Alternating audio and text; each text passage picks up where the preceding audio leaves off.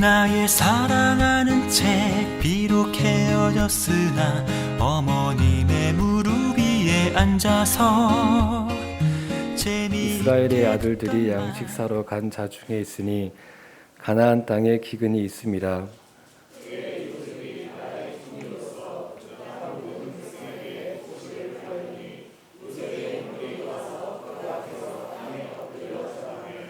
요셉이 보고 형들인 줄 아나 모르는 체하고 엄한 소리로 그들에게 말하여 이르되 너희가 어디서 왔느냐. 그들이 이르되 곡물을 사려고 가나안에서 왔나이다.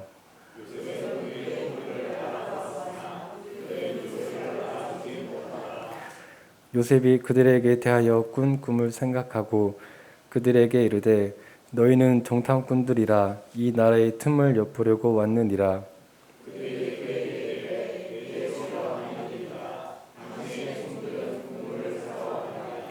우리는 다 한 사람의 아들들로서 확실한 자들이니 당신의 종들은 정탐꾼이 아니니이다.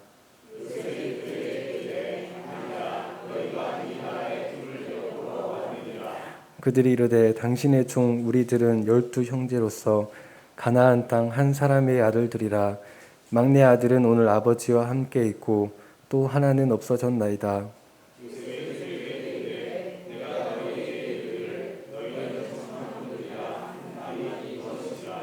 너희는 이같이 하여 너희 진실함을 증명할 것이라.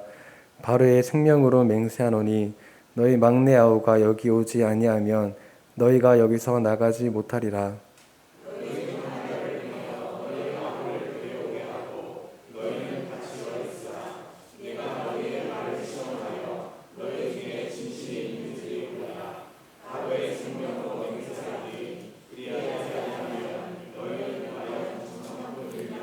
함께 있습니다.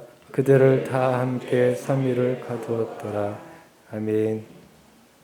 예전에 그 공전의 히트를 친 대장금이라는 사극을 잘 아실 것입니다. 우리나라에서뿐만 아니라 해외에서도 큰 인기를 누렸고 여전히 지금도 인기를 누리고 있는 중입니다. 매체에 보니까는 대장금 1의 인기를 잊지 못했던 이병훈 PD가 대장금 2를 만들겠다 그런 얘기도 하던데요. 중동의 이란에서는 이 대장금의 시청률이 무려 90%였다라는 전설적인 이야기도 있습니다. 그래서 심지어 대장금이 방영된 다음 날에 국무회의가 열리면 그 이란의 그 장관들이 모여서 어제 본 대장금에 관한 이야기로 꽃을 피웠다 그런 이야기도 있습니다. 그만큼 이란에서는 국민 드라마로 대단한 인기를 누렸고 그 여파는 지금도 여전합니다. 자, 이처럼 큰 인기를 얻은 드라마 대장금의 탄생은 한 줄의 글에서 시작되었습니다. 드라마를 만든 이병훈 PD는 조선의 의녀 제도를 연구한 논문을 읽다가 조선 중종 임금의 기록 가운데 내 병은 장금이가 안다, 의관은 필요 없다라는 한 글을, 한 문장을 읽게 됩니다. 이 한 문장에 이병훈 PD의 뇌리를 스치는 영감이 떠오릅니다. 신분제가 엄격하던 조선시대에 그것도 다른 사람도 아닌 임금의 병을 일개 의녀에게 맡겼다니, 그 한 줄의 글에 영감을 받아 대장금이라는 대작 드라마가 탄생했다라고 합니다. 자, 우리는 책을 읽을 때 보통 감동적인 표현, 인상적인 글귀에 밑줄을 긋고 그것을 외우기도 합니다. 거기에서 큰 영감을 받습니다. 성경은 더더욱 그렇습니다. 말씀 한 구절이 어느 날 내 마음을 사로잡습니다. 그 말씀에 우리가 힘을 얻고 큰 위로를 얻고 살아갈 능력을 얻기도 합니다. 때로는 너무나 우리가 잘 알고 있던, 익히 들어 알고 있던 말씀이 우리 삶의 그 어렵고 복잡했던 문제를 일시에 해결해 주기도 합니다. 이것이 말씀의 능력, 말씀의 은혜라고 할 수 있습니다. 자, 그렇지만 우리가 또 명심해야 할 것은 우리가 책을 읽던지 성경을 읽던지 간에 항상 그 주제, 흐름을 놓쳐서는 안 된다라는 것입니다. 우리는 책의 어느 한 구절은 잘 기억하고 암송도 하지만 그 책의 주제나 핵심을 놓쳐버릴 때가 있습니다. 그래서 책 한 권 읽었는데 그저 한 문장 기억하는 게 전부일 때가 있습니다. 이것은 성경을 읽을 때 더욱 심합니다. 우리가 지금 계속 보고 있는 이 창세기의 말씀은 우리가 너무나 잘 아는 말씀이지 않습니까? 다른 성경은 몰라도 적어도 창세기는 5번 정도는 다 읽어보셨을 것이다 라고 생각합니다. 성경 일독, 성경 통독 한번 해보겠다고 창세기에서부터 읽기 시작합니다. 그래서 겨우겨우 출애굽기를 넘어섰지만 레위기와 민수기라는 큰 산이 가로막혀 있습니다. 결국 거기서 포기하게 되고 말죠. 그렇게 그냥 성경 읽기를 포기하다가 어느 날 갑자기 또 목사님의 설교를 듣고 그래 성경을 읽어야겠다. 다시 불같은 결심을 하고 창세기부터 또 읽기 시작합니다. 그렇지만 역시 레위기 민수기를 넘지 못하고 고배를 마십니다. 이러기를 몇 차례 그렇게 반복하다 보니까는 맨날 창세기만 읽다가 끝나지 않습니까? 그래서 우리는 창세기가 가장 많이 읽은 성경 중에 하나일 것입니다. 그 내용도 다른 성경에 비해 쉬운지라 우리가 잘 아는 편입니다.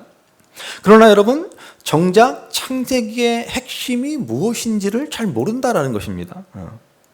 책 이름이 창세기니까 창세기의 핵심, 창세기의 주제는 창조련이 그렇게 생각합니다만 여러분 그렇지 않다라고 제가 말씀드렸습니다. 재미있는 사실을 하나 말씀드리면요, 이 창세기의 본래 히브리어 성경 이름이 태초에입니다. 브레시트라는 히브리 말로 태초에라는 제목으로 불려집니다. 그냥 근데 고대인들은 책의 이름을 따로 짓지 않습니다. 그냥 그 책에 제일 처음 나오는 단어나 문장을 책의 제목으로 담습니다. 우리도 찬송가의 제목을 따로 붙이지 않고 가사의 첫 줄을 찬송가의 제목으로 붙이는 것과 똑같습니다. 그래서 창세기에 처음 나오는 단어 태초에가 책의 제목이 되었고 그것이 오늘날에 이르러 창세기라는 이름이 되었습니다. 그러니까 여러분, 책의 제목이 창세기라고 해서 이 책의 주제가 창조라고 생각하면 큰 오산입니다. 그냥 첫 단어에서 유래된 이름일 뿐입니다. 그도 그럴 것이 창세기 50장 가운데 창조에 관한 내용은 단 2장에 불과합니다. 이는 창세기의 서론에 불과합니다. 그런데도 우리는 창세기 하면 창조의 이야기, 창조를 먼저 떠올립니다. 창세기의 주제, 창세기의 핵심을 창조라고 생각합니다.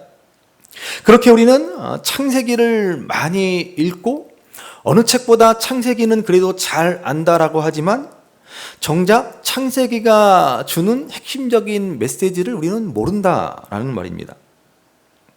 우리가 지금 보고 있는 요셉의 이야기도 마찬가지입니다. 우리는 요셉하면 생각하는 것이 꿈입니다. 요셉의 이야기를 단순히 믿음으로 꿈을 이룬 사람, 이 정도로만 우리는 알고 있습니다. 그러니까 어떻게 해석해요? 우리도 요셉처럼 신앙생활 잘해서 꿈을 이루자. 인생 역전의 성공 스토리를 우리도 만들자. 그러는 것입니다. 그래서 우리 한국 사람들이 가장 좋아하는 성경의 인물을 꼽으라면 10중 8구는 요셉을 꼽습니다. 너무 많나? 한 10중 8구까지는 안 돼도 한 10중 한 5, 6 정도. 하여튼 많은 분들이 요셉을 참 좋아합니다. 나도 요셉처럼 믿음으로 성공할 거야. 우리는 이 요셉의 이야기를 통해서 이러한 성공 신화를 써내려가고 싶어 합니다. 그러나 여러분, 그것은 요셉의 이야기를 절반도 이해하지 못한 것입니다. 그것은 요셉의 이야기가 전해지는 중요한 메시지가 아닙니다. 그러니까 여러분, 성경 공부를 꼭 하셔야 합니다. 전에 말씀드렸죠. 4차원 성경 공부. 성경의 흐름을 쭉 보면서 해야 하는 성경 공부 꼭 하셔야 되겠죠. 하실 겁니까? 안 하실 겁니까? 안 하실 분은 양말 입에 물고 물구나무성에 다 하신다고 믿고 성경 공부 꼭 하셔야 됩니다. 이 창세기는 창조로 시작해서 아브라함, 이삭, 야곱 그리고 요셉으로 이어지는 이 이야기는 한마디로 구원에 관한 이야기입니다. 성경 전체가 사실 구원이라는 대주제를 따라 흘러가는 책입니다. 그래서 이 창세기의 말씀도 하나님께서 세상을 구원하시고자 하는 계획 가운데 이 이야기들의 실마리를 풀어나가야 합니다. 하나님께서 아브라함 한 사람을 택하시고 그 아들 이삭 그리고 야곱을 통해서 12아들 12지파를 이루게 하시고 그 가운데 한 사람인 요셉을 애굽의 노예로 팔려가게 하신 것은 다 하나님의 구원 섭리 가운데 이루어진 일이다라는 것입니다. 그래서 오늘 우리가 읽은 본문의 사건도 다 하나님의 구원 계획을 따라 이루어진 일임을 보여주고 있습니다. 자, 오늘 본문을 보시기 바랍니다. 본문 5절 말씀 같이 한번 읽겠습니다. 이스라엘의 아들들이 양식 사러 간 자중에 있으니 가나안 땅에 기근이 있음이라. 아멘. 자, 애굽뿐만 아니라 고대 세계에 광범위하게 걸쳐서 흉년이 들었습니다. 가나안 땅도 예외가 아니었습니다. 그래서 1절 말씀에 보면 야곱이 아들들을 불러다가 그들을 핀잔합니다. 왜 너희들은 가만히 있느냐? 다 굶어 죽으려고 작정했느냐? 어서 애굽에 내려가서 양식을 사와야 하지 않느냐라고 하였습니다. 그래서 야곱의 아들들이 애굽을 향해 내려가는 걸로 오늘 본문은 시작되고 있습니다. 자, 그런데 여러분, 오늘 본문 이 5절을 한번 잘 보십시오. 이 말씀이 뭔가 이상하지 않습니까? 예. 성경을 읽을 때 우리가 이런 걸 좀 잘 볼 수 있어야 합니다. 예. 좀 뭔가 좀 이상한 게 느껴지시나요? 예. 갑자기 야곱에서 왜 이스라엘로 이름을 바꾸어 기록하고 있습니까? 예. 이스라엘이란 어떤 이름입니까? 야곱이 야복 강가의 씨름에서 하나님과 및 사람과 겨루어 이겼다라고 해서 주어진 이름 아닙니까? 자, 그런데 여러분, 이기기는 도대체 뭘 이겼습니까? 감히 어떻게 야곱이 하나님을 이길 수 있습니까? 또 사람을 이기기는 뭘 이깁니까? 여전히 형 에서가 두려워 벌벌 떨고 있는데. 여러분, 이 말씀을 가지고 우리가 씨름을 기도로 해석해서 밤새 기도로 하나님과 씨름해서 마침내 우리도 하나님을 이겨 기도 응답받자, 이렇게 해석하시면 안 된다라고 말씀드렸습니다. 어떻게 기도가 하나님과 대결하는 것이 될 수 있습니까? 자, 그러면 어떤 의미라고 말씀드렸습니까? 왜 야곱이 이스라엘로 이름을 바뀌어 하나님을 이겼다라는 이름의 뜻을 주었다라고 했습니까? 그새 다 까먹으셨죠. 옆에 분들과 제발 좀 그만 까드십시다. 우리 좀 건면하실까요? 제발 좀 그만 까드십시다. 여러분들이 자꾸 까먹으니까 제가 얼마나 편한지 모릅니다. 했던 얘기 또 해도 되고. 그래도 여러분 그만 까드시기를 바랍니다. 이 씨름에서 야곱은 하나님을 놓지 않고 끝까지 붙들고 있습니다. 그래서 그 결과 어떻게 되었습니까? 하나님이 야곱의 허벅지 관절을 치시어 그의 다리를 절게 만들었습니다. 이게 무슨 의미입니까? 지금까지 야곱이 살아온 인생은 자기 힘과 고집, 자기 신념, 자기 욕심을 따라 사는 삶이었다는 것입니다. 그런데 하나님이 그 힘의 근원인 허벅다리를 치셨습니다. 그래서 이제 야곱은 어떤 사람이 되었습니까? 자신의 교활한 지혜를 가지고 자기 힘과 생각대로 살아가던 야곱이 이제 하나님만 붙들고 살아가는 인생이 되었다라는 것입니다. 하나님을 의지하며 하나님의 뜻대로 살게 된 것입니다. 여러분, 이것이 바로 진정한 승리자의 삶을 사는 비결이라는 것입니다. 그러므로 야곱이 이스라엘이 되었다라고 하는 것은 이제 하나님의 뜻을 따라 살게 되었다는 것을 의미합니다. 그래서 오늘 본문에서 야곱을 이스라엘로 부르고 있는 것은 이제 하나님의 뜻을 따라 이 일을 행하게 되었다, 이제 하나님의 구원의 역사가 시작되었다라는 의미입니다. 야곱의 아들들, 즉 요셉의 형제들이 양식을 사기 위해 애굽에 내려간 일이 다 하나님의 뜻 가운데 이루어진 일이고 하나님의 구원 역사 가운데 된 일이다라는 것을 말해주고 있습니다. 그래서 다시 5절을 보시기 바랍니다. 이스라엘의 아들들이 애굽에 내려가게 된 이유가 무엇입니까? 어떻게 하나님의 구원 역사가 시작됩니까? 바로 가나안 땅에 기근이 있었다라고 하는 것입니다. 지금 가나안 땅뿐만 아니라 여러분 온 땅에 기근이 들었습니다. 그러면 온 땅에 기근이 들었을지라도 하나님의 백성들이 살고 있는 가나안 땅에는 좀 기근이 오지 않으면 얼마나 좋습니까? 지금 전 세계적으로 코로나가 기승을 부리는데 정말 어떤 목사님 말씀처럼 예배 드릴 때는 하나님이 공기를 신선하게 해주셔서 예배 열심히 드리면 코로나에 걸리지 않는다. 그러면 여러분 얼마나 좋겠습니까? 그러나 그런 일은 없다라고 하는 것이죠. 우리가 아브라함의 이야기에서도 보았지만요, 하나님께서 가라고 해서 갈 바를 알지 못하고 순종하여 아브라함은 마침내 약속의 땅 가나안에 도착했습니다. 그러면 가나안 땅에 풍년이 들어야 하지 않습니까? 그런데 그 땅에 기근이 듭니다. 아니, 누가 가고 싶어서 갔습니까? 하나님이 가라고 해서 갔더니 그러면 이제 모든 일이 형통하고 잘 되어야 하지 않습니까? 그래야 여러분 좀 믿음 생활 할만 나지 않습니까? 누군가 전도를 해서 버티고 버텼는데 집안에 큰 어려움이 생겼습니다. 그래서 마음을 고쳐먹고 한번 교회당에 나가봐야겠다라고 해서 교회당에 나가게 되었습니다. 그랬더니 어떻게 돼요? 문제가 싹 해결되고 하는 일이 잘 풀리더라. 그러면 얼마나 좋겠습니까? 그런데 문제가 해결되기는커녕 어려움만 더 가중된다고 하면 여러분, 그러면 누가 신앙생활 하고 싶겠습니까? 솔직히. 그렇지만 여러분, 믿음 생활이란 그런 것이 아니다라는 것이죠. 여러분 조금 냉정하게 말씀드려 볼까요? 여러분, 하나님은요, 저와 여러분들이 이 땅에서 잘 먹고 잘 사는 일에 전혀 관심이 없으십니다. 하나님의 관심은 오직 저와 여러분들의 영혼에 있습니다. 우리의 영혼이 잘 되고 풍성해지시기를 원하시는 것입니다. 그래서 예수님이 뭐라고 하셨어요? 요한복음 10장 10절의 말씀을 보십시오. 요한복음 10장 10절 같이 있습니다. 내가 온 것은 양으로 생명을 얻게 하고 더 풍성히 얻게 하려는 것이라. 여러분, 이게 우리 하나님의 관심사고 우리 예수님이 십자가에 달려 죽으시기까지 우리에게 주시고자 한 것입니다. 갑자기 괜히 믿었어. 절이나 갈걸. 어렸을 때 친구가 나한테 절로 가 그럴 때 그때 절에 갔었어야 했는데 갑자기 그런 후회가 몰려오시나요? 아니, 여러분, 그렇지 않죠. 우리는 영혼이 잘 되는 것이 가장 소중하다라는 사실을 알고 있습니다. 이 세상 그 무엇과도 바꿀 수 없는 복이 바로 영혼 구원이지 않습니까? 물론 그렇다고 해서 세상에서 잘 되고 성공하지 말라는 것이 아닙니다.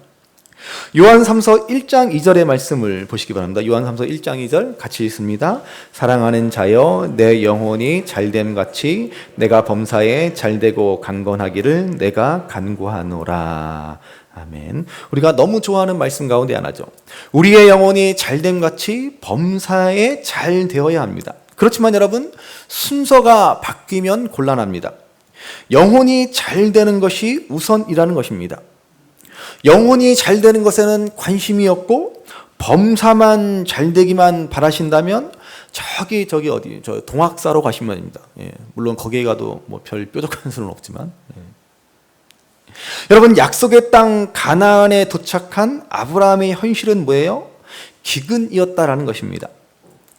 여러분, 이렇게 믿음의 사람에게도 기근이 옵니다. 하나님의 말씀에 순종했는데 믿음으로 열심히 살았는데 어김없이 고난은 우리들을 찾아온다는 것입니다. 그러면 중요한 것은 무엇입니까?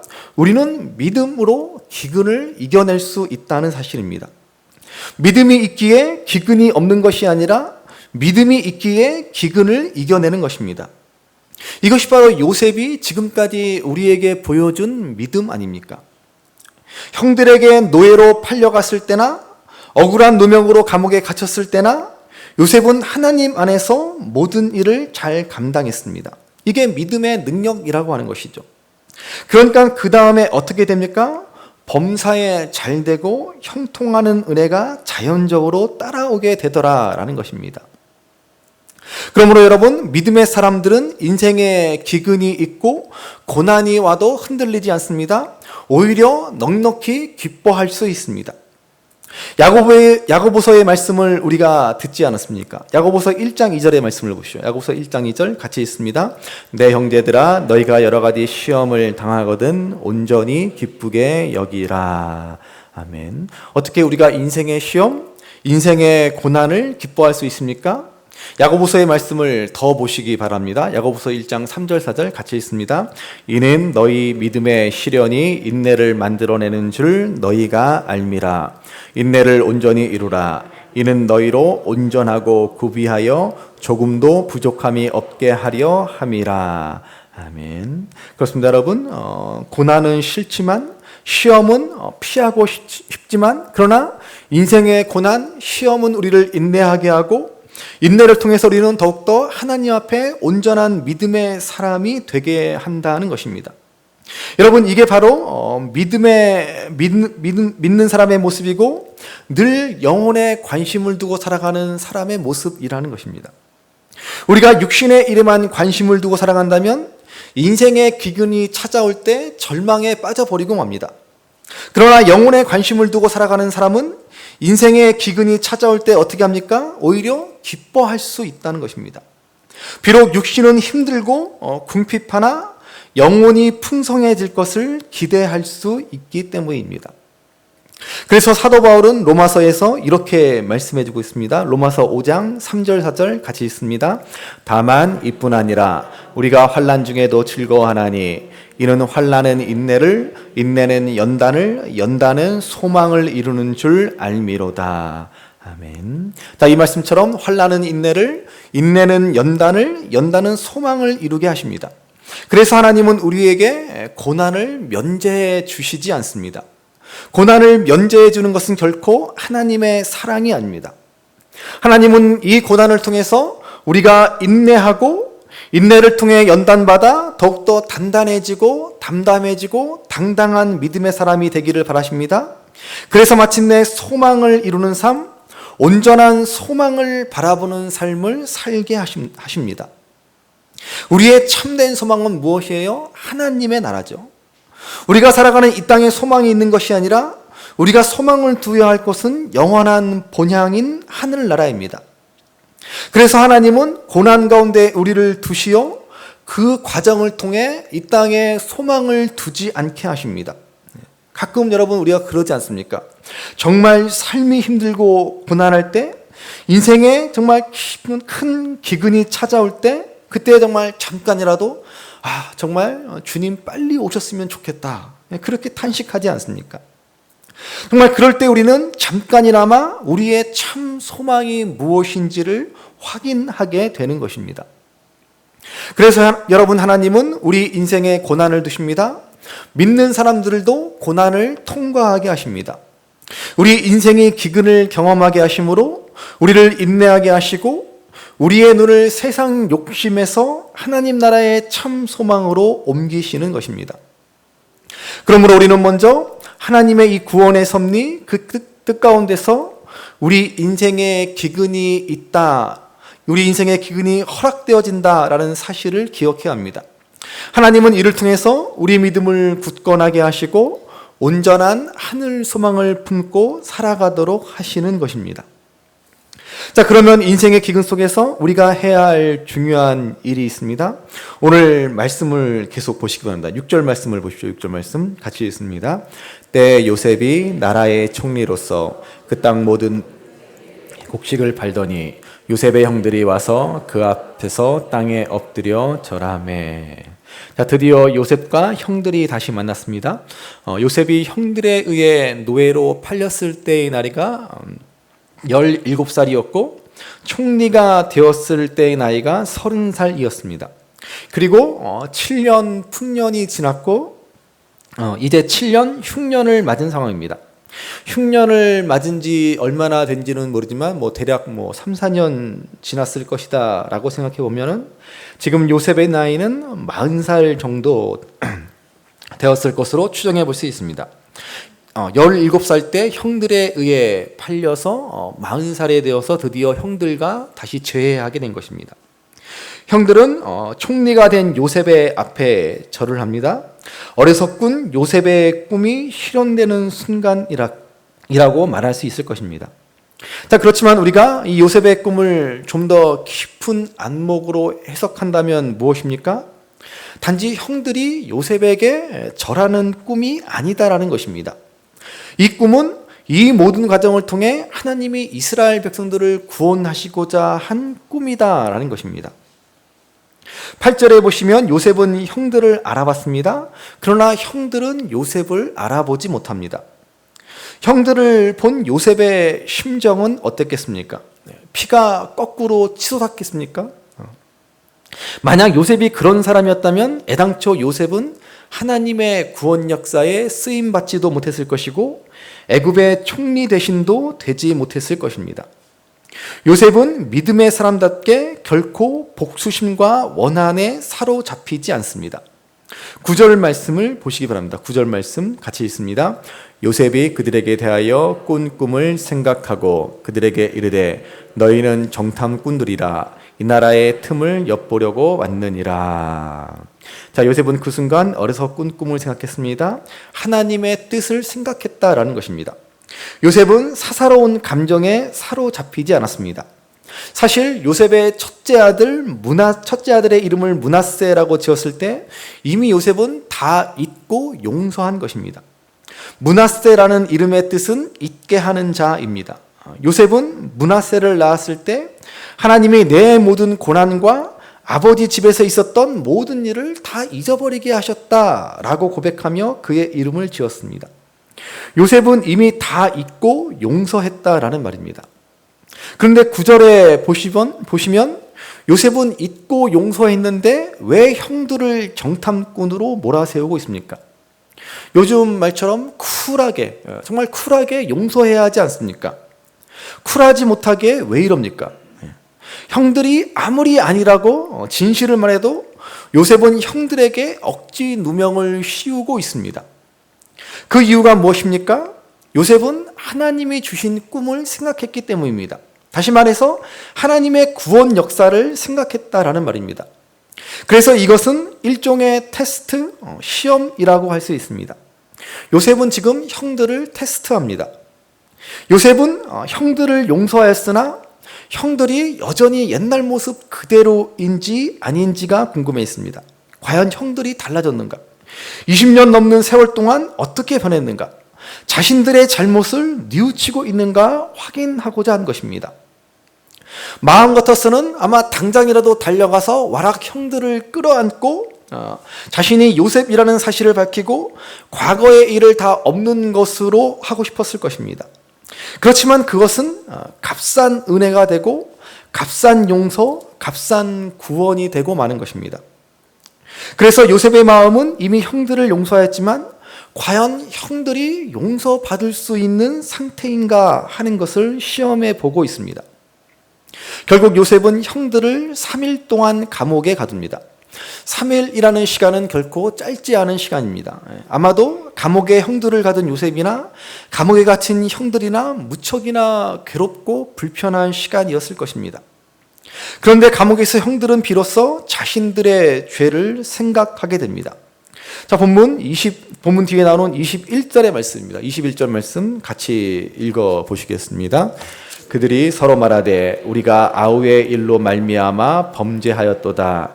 그가 우리에게 애걸할 때 그 마음의 괴로움을 보고도 듣지 아니하였으므로 이 괴로움이 우리에게 임하도다. 자, 요셉의 형들은 요셉에게 행한 자신들의 죄가 결국 자신들에게 돌아왔음을 생각합니다. 형들은 비로소 감옥에서 자신들의 모습을 되돌아보게 되었습니다. 자신들의 죄악된 모습을 뉘우칩니다. 자신들의 죄된 실상을 발견합니다. 여러분, 이것이 바로 구원의 섭리 가운데 요셉을 통해 형들에게 이루어진 놀라운 변화입니다. 오늘 우리의 구원도 마찬가지입니다. 이 요셉은 구약 성경 가운데 예수님을 예표하는, 예수님을 보여주는 가장 대표적인 인물입니다. 요셉 한 사람이 은 20에 애굽에 팔려감으로써 온 이스라엘이 구원을 얻게 됩니다. 마찬가지로 예수님은 은 30에 팔리심으로 온 세상이 구원을 얻습니다. 요셉이 이 구원의 역사 가운데 형들의 죄를 깨닫고 뉘우치고 회개하도록 한 것처럼 예수님은 이 땅에 오셔서 사람들을 구원하시고자 회개하라 천국이 가까웠느니라 라고 선포하셨습니다. 왜 예수님은 회개하라 라고 하십니까? 그냥 세상 모든 사람들을 다 구원해주면 좋지 않습니까? 모든 사람들이 다 구원받기 원하신다라고 하면서 하나님은 왜 모든 사람들을 그냥 다 구원해 주시지 않습니까? 여러분, 물론 하나님은 모든 사람들을 다 구원하시기를 원하십니다. 그러나 자기 죄를 깨닫지 못하는 사람은 구원하실래야 구원할 수가 없습니다. 하나님이 그들을 구원하시지 않는 게 아니라 그들이 구원받기를 거부하는 것입니다. 왜냐하면 그들은 구원받을 필요를 못 느끼기 때문에 그렇습니다. 그래서 예수님은 낙타가 바늘기로 들어가는 것이 부자가 하나님의 나라에 들어가는 것보다 쉬우니라 라고 말씀하신 것입니다. 부자라고 해서 돈이 많다고 해서 구원을 얻지 못하는 것은 아닙니다. 그러나 여러분, 부자들은 어때요? 일반적으로 부자들은 아쉬울 게 없습니다. 세상에서 잘 먹고 잘 살면서 만족해하며 살아갑니다. 그러니 구원에 대한 소망을 갖기가 어렵습니다. 이러한 사람들은 예수님이 구원하실래야 구원하실 수 없는 것입니다. 이런 부자들을 영적인 측면에서 볼 때 실상 그들은 물질적인 부요함에 눈이 가려서 자신의 영적 가난함, 헐벗음, 자신의 죄인됨을 모르는 사람이라고 할 수 있습니다. 그래서 요한계시록 말씀해 보시면 라오디게아 교회에 이렇게 말씀하고 있습니다. 요한계시록 3장 17절 말씀을 보시면 같이 한번 읽겠습니다. 내가 말하기를 나는 부자라 부요하여 부족한 것이 없다 하나 내 곤고한 것과 가련한 것과 가난한 것과 눈먼 것과 벌거벗은 것을 알지 못하는도다. 자, 예수님이 라오디게아 교회 교인들을 향해 하시는 말씀입니다. 라오디게아는 부요한 도시였고 교회도 부요했습니다. 라오디게아는 당시 금융과 패션의 중심지였고 의료 사업이 발달된 그야말로 부자 도시입니다. 그래서 그들은 부족한 것이 없다라고 생각했습니다. 그러나 실상은 어떻습니까? 그들은 영적으로 곤고하고 가난했다라는 것입니다. 그런데 더 큰 문제는 그 실상을 그들은 제대로 보지 못했다라는 것입니다. 여러분, 사람이 아무리 망가져도 자신을 돌아볼 수 있는 자기 성찰의 기회가 있고 능력이 있다면 자기의 비참한 현실, 그 무능력과 초라한 모습을 똑바로 볼 수만 있다면 거기에서부터 희망이 있고 치유와 회복을 기대할 수 있는 것입니다. 그러나 자기 자신을 돌아볼 능력을 상실했다? 그러면 정말 돌이킬 수 없는 지경에 이르고 마는 것입니다. 미국의 그 유명한 스탠퍼드 대학의 경영대학원의 그 기업 전문 자문위원들이 있다고 합니다. 75명의 경영 전문 자문위원들에게 리더로서 갖추어야 할 가장 중요한 덕목이 무엇입니까? 라고 질문했더니 그 75명의 전문가들의 공통적인 대답은 리더로서 갖추어야 할 가장 중요한 덕목은 자기 성찰이라고 말했다고 합니다. 훌륭한 리더는 어떤 사람입니까? 남을 잘 분석하는 사람이 아닙니다. 훌륭한 리더는 자기를 볼 줄 아는 사람, 자기를 성찰할 줄 아는 사람, 자기의 부족한 모습, 자기의 연약함이 무엇인지를 정확하게 볼 줄 아는 사람이 공동체를 제대로 이끌어 갈 줄 아는 사람이라는 것입니다. 오늘 우리의 구원도 마찬가지입니다. 온전한 사람은 어떤 사람입니까? 바로 자신의 영적 실체를 정확하게 볼 줄 아는 사람입니다. 내 영혼의 벌거벗음, 내 영혼의 누추함, 그 가련함을 깨닫고 회개할 줄 아는 사람입니다. 그래서 여러분, 하나님은 우리 인생에 감옥과도 같은 시간을 허락하십니다. 인생의 기근을 두십니다. 우리를 구덩이에 빠지게도 하시고 까닭없는 고난에 처하게도 하시고 감옥과 같은 절망을 경험하게도 하십니다. 그래서 우리 자신을 돌아보게 하시고 회개에 이르게 하시는 것입니다. 저는 그래서 어쩌면 이 코로나19 사태도 우리에게 감옥과 같은 시간으로 주어진 것이 아닌가라고 생각합니다. 이 코로나로 인해서 우리의 자유가 얼마나 제한되고 있습니까? 무엇보다도 예배 드릴 수 있는 자유마저도 우리가 마음껏 누릴 수 없는 상황이 되지 않았습니까? 저는 이 시간이 우리 한국교회가, 우리 믿음의 사람들이 하나님 앞에 우리 자신을 되돌아보아야 하는 시간이 되어야 한다라고 믿습니다. 우리가 정말 하나님 앞에 겸비하고 회개해야 합니다. 그것이 우리 한국교회와 우리의 믿음이 새로워지는 길이고 하나님 앞에 온전해질 수 있는 길이 될 것입니다. 그러므로 여러분, 우리 인생의 기근을 만날 때, 감옥과도 같은 답답한 상황에 처하게 될 때 여러분 먼저 기뻐할 수 있는 믿음을 소유할 수 있기를 바랍니다. 왜냐하면 우리 영혼이 하나님 앞에 더욱더 온전해지고 풍성해질 수 있기 때문입니다. 환난은 우리에게 인내를 갖게 하고 인내는 우리를 단련시키고 마침내 우리가 참된 소망을 붙들고 살아갈 수 있게 할 것입니다. 그리고 이를 위해서 더욱 하나님 앞에 겸비하고 회개해야 합니다. 겸손히 우리 자신을 되돌아보고 우리의 죄와 교만을 돌아보고 회개할 수 있어야 합니다. 회개야말로 우리 구원의 첫걸음이고 우리 회복의 첫걸음입니다. 누군가 회개에 대해서 말하기를 우리 한국 교회는 회는 있는데 개는 없다라는 말을 하였습니다. 이게 무슨 말입니까? 회는 뉘우칠 회입니다. 개는 고칠 개입니다. 진정한 회개는 뭐예요? 그러니까는 뉘우치고 회, 반드시 고치고 개가 되어야 한다는 말입니다. 그런데 우리 한국 교회는 회는 있는데 개가 되지 않습니다. 고쳐지지가 않습니다. 그냥 뉘우칠 뿐 망가진 상태로 있는 것입니다. 회는 있으나 개가 되지 않습니다. 여러분, 개가 되셔야 합니다. 옆에 분들과 건면하실까요? 개가 됩시다. 개가 됩시다. 반드시 회뿐만 아니라 개도 이루셔야 합니다. 그러므로 인생의 기근을 만나고 감옥과 같은 상황 속에서도 더욱 굳건한 믿음을 붙드시기 바랍니다. 특별히 이 사순절 기간을 통해서 나를 위해 당하신 우리 예수님의 고난과 고통을 더욱 깊이 묵상하시면서 하나님 앞에 겸비하고 회개하심으로 우리 영혼이 하나님 앞에 더욱더 바로 서고 참된 소망을 굳건히 붙드시는 저와 여러분들 될 수 있기를 주님의 이름으로 간절히 귀하다 우리 어머님이 들려주시던 재미있게 듣던 말이 책 중에 있으니 이 성경심이 사랑합니다. 나의 사랑하는 채 비록 헤어졌으나 어머님의 무릎 위에 앉아서 재미있게 듣던 말이